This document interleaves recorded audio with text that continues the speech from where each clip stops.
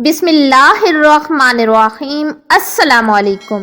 امام عشق و محبت، تاجدار اہل وفا، مجاہد اسلام، پیکر عزم و ہمت، مرد آہن، کوہ استقلال، موزن نبی حضرت سیدنا بلال حبشی رضی اللہ تعالی عنہ کو خراج وفا یوم وصال 20 محرم الحرام 20 ہجری۔ حضرت بلال رضی اللہ عنہ بڑے مشہور صحابی ہیں۔ مکہ میں اسلام قبول کیا اور اسلام قبول کرنے کی وجہ سے کافروں نے ان کو بڑی تکلیفیں پہنچائی، جس کا انہوں نے جوان مردی کے ساتھ مقابلہ کیا۔ ان کے والد کا نام ربا اور والدہ کا نام حمامتہ تھا۔ ان کا آبائی وطن حبشہ تھا، اسی لیے ان کو بلال حبشی کہا جاتا ہے۔ حضرت بلال رضی اللہ عنہ حضور نبی رحمت صلی اللہ علیہ وآلہ وسلم کے موزن اور ہر وقت آپ کے بارگاہ اقدس میں رہنے والے صحابی تھے۔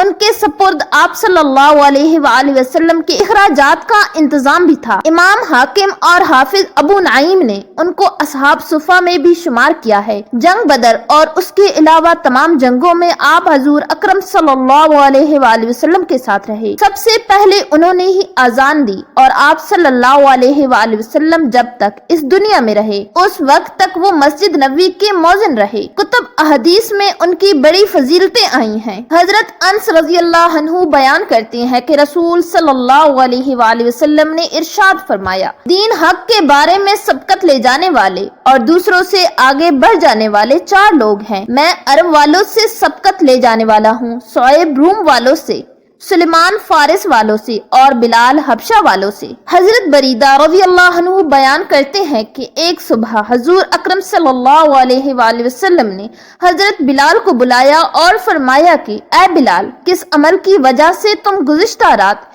جنت میں میرے آگے آگے چل رہے تھے؟ میں نے جنت میں اپنے آگے تمہارے جوتوں کی آہٹ سنی۔ حضرت بلال رضی اللہ عنہ نے کہا، یا رسول اللہ صلی اللہ علیہ وآلہ وسلم، میں جب بھی وضو کرتا ہوں تو 2 رکعت نماز پڑھ لیتا ہوں، اور جب بھی میرا وضو ٹوٹ جاتا ہے تو میں اسی وقت وضو کر لیتا ہوں۔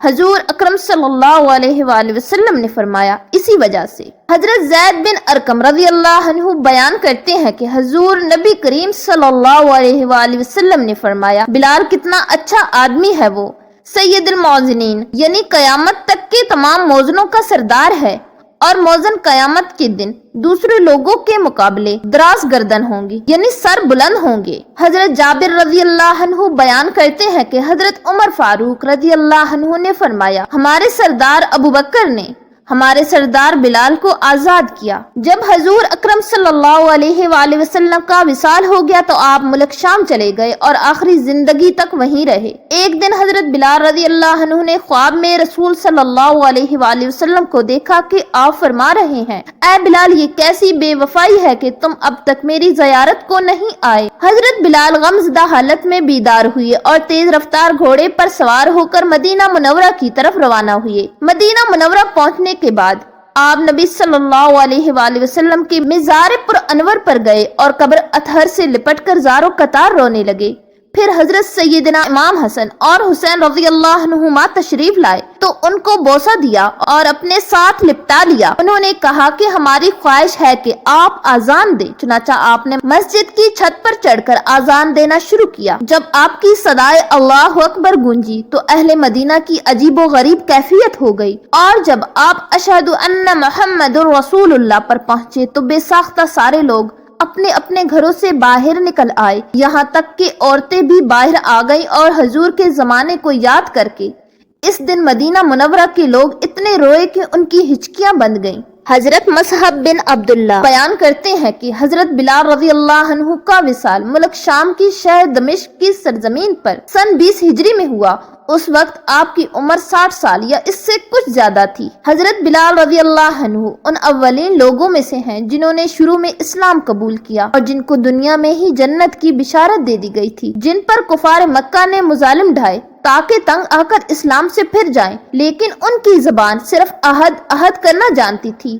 مکہ میں پیدا ہوئے، جبکہ بنیادی طور پر آپ کا تعلق ابیسنیا سے تھا، جسے آج کل ایتھوپیا کے نام سے جانا جاتا ہے۔ آپ رسول اللہ صلی اللہ علیہ وآلہ وسلم کے 3 برس بعد پیدا ہوئے اور آپ کا پورا نام بلال بن ابی رباح ہے۔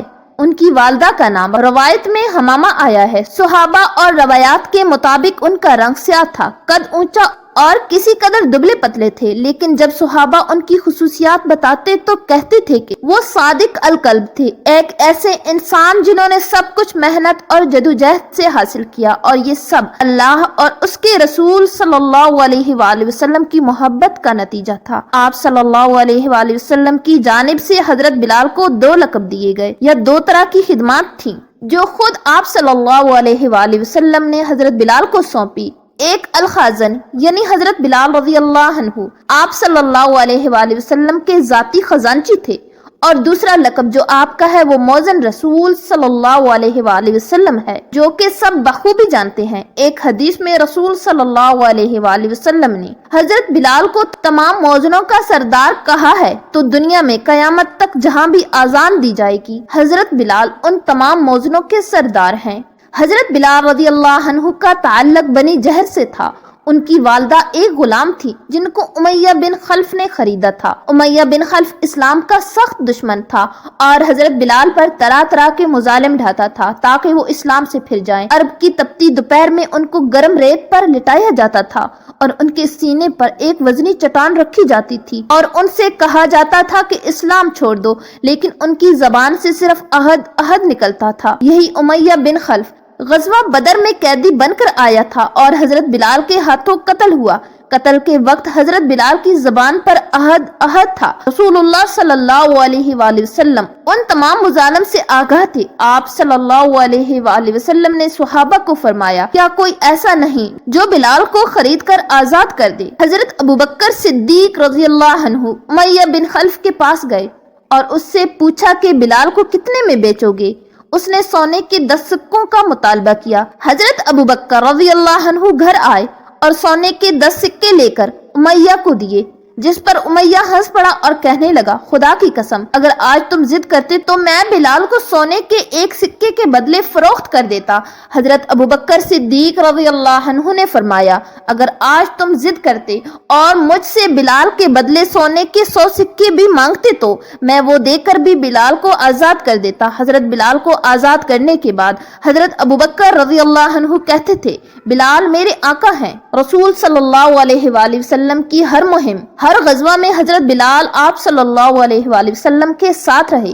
آپ رضی اللہ عنہ ان 7 صحابہ میں سے ہیں جنہوں نے اپنے اسلام کا اعلان کیا۔ حضرت بلال ہمیشہ بات کرتے ہوئے یہی کہتے کہ رسول صلی اللہ علیہ وآلہ وسلم نے یہ فرمایا، رسول اللہ صلی اللہ علیہ وآلہ وسلم نے وہ فرمایا۔ ان سے کوئی اور بات کی جاتی تو کچھ دیر وہ بات کرتے، مگر پھر یہی آ جاتے کہ رسول اللہ صلی اللہ علیہ وآلہ وسلم نے یہ فرمایا، رسول اللہ صلی اللہ علیہ وآلہ وسلم نے وہ فرمایا۔ آپ صلی اللہ علیہ وآلہ وسلم فرماتے تھے، بلال کوئی بھی بات مجھ سے منسوب کر کے کہیں تو اس کے بارے میں کسی شک میں مت پڑنا۔ حضرت بلال ان اصحاب میں سے ہیں جن کو دنیا ہی میں جنت کی بشارت دے دی گئی تھی، اور یہ ایک وجہ ہی کافی تھی کہ لوگ ان کی بے پناہ عزت کرتے، ان کی تعریف کرتے، اور جب ایسا ہوتا حضرت بلال اپنے سر کو جھکا لیتے۔ جاننے والے جانتے تھے کہ ان کی تعریف کی جا رہی ہے، لیکن سر جھکا کر حضرت بلال کی آنکھوں سے اشک جاری ہوتے تھے۔ وہ کہتے تھے، میں تمہیں بتاؤں میں کیا ہوں؟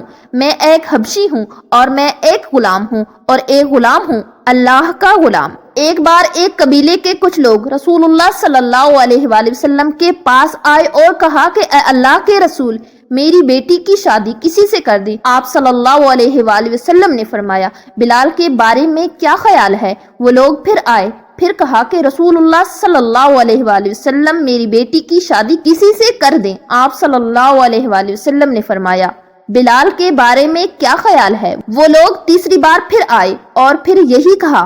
آپ صلی اللہ علیہ وآلہ وسلم نے پھر جواب دیا، بلال کے بارے میں کیا خیال ہے جو کہ جنتی ہے؟ ایک حدیث میں ہے کہ جنت حضرت بلال کا انتظار کرتی ہے۔ ایک مسلمان کی حیثیت سے ہم جنت کا انتظار کرتے ہیں، جبکہ جنت خود حضرت بلال کا انتظار کرتی ہے۔ ایک بار فجر کی نماز کے بعد آپ صلی اللہ علیہ وآلہ وسلم نے حضرت بلال سے پوچھا کہ تم ایسا کیا کرتے ہو کہ کل رات جب میں جنت میں داخل ہوا تو میں نے اپنے آگے تمہارے قدموں کی آواز سنی؟ حضرت بلال نے جواب دیا، یا رسول اللہ صلی اللہ علیہ وآلہ وسلم، جب بھی میرا وضو ٹوٹتا ہے میں دوبارہ وضو کر کے 2 رکعت نماز ادا کرتا ہوں۔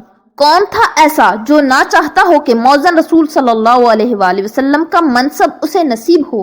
صحابہ اس بات پر جان تک دے سکتے تھے، لیکن یہ مقام حضرت بلال کے حصے میں آیا تھا۔ نہ صرف یہ بلکہ فتح مکہ کو یاد کرے جب بڑے بڑے مرتبے والے صحابہ موجود تھے اور ایک طرف خانہ کعبہ تھا جو مسلمان اور مشرکین مکہ دونوں کے لیے سب سے محترم تھا، لیکن جب رسول اللہ صلی اللہ علیہ وآلہ وسلم نے مکہ کی چھت پر جا کر آذان دینے کے لیے بلایا تو کسی اور کو نہیں بلکہ حضرت بلال کو کہا، ورنہ وہاں وہ 10 صحابہ موجود تھے جن کو دنیا میں جنت کی بشارت مل گئی تھی۔ وہ اصحاب موجود تھے جو بدر میں آپ صلی اللہ علیہ وآلہ وسلم کے ساتھ شریک ہوئے۔ وہ 4 خلفاء راشدین موجود تھے جن میں سے 2 آپ صلی اللہ علیہ وآلہ وسلم کے داماد اور 2 کی بیٹیاں آپ صلی اللہ علیہ وآلہ وسلم کی ازواج تھیں، لیکن یہ مقام اللہ نے حضرت بلال کے لیے رکھا تھا۔ سبحان اللہ۔ ایک صحابی نے ایک بار حضرت بلال کو ایک حبشی عورت کا بیٹا کہہ کر بلایا جو حضرت بلال رضی اللہ عنہ کو گراں گزرا۔ آپ رسول اللہ صلی اللہ علیہ وآلہ وسلم کے پاس آئے اور ساری بات بتائی۔ آپ صلی اللہ علیہ وآلہ وسلم نے ان صحابی سے فرمایا کہ